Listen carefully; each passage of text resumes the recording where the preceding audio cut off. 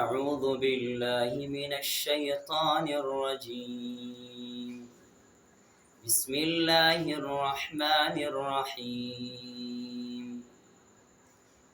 أفرأيت الذي تولى وأعطى قليلا وأكدى أعنده علم الغيب فهو يرى أم لم ينبأ بما في صحف موسى وإبراهيم الذي وفى ألا تذر وازرة وزر أخرى وأن ليس للإنسان إلا ما سعى وأن سعيه سوف يرى ثم يجزاه الجزاء الأوفى.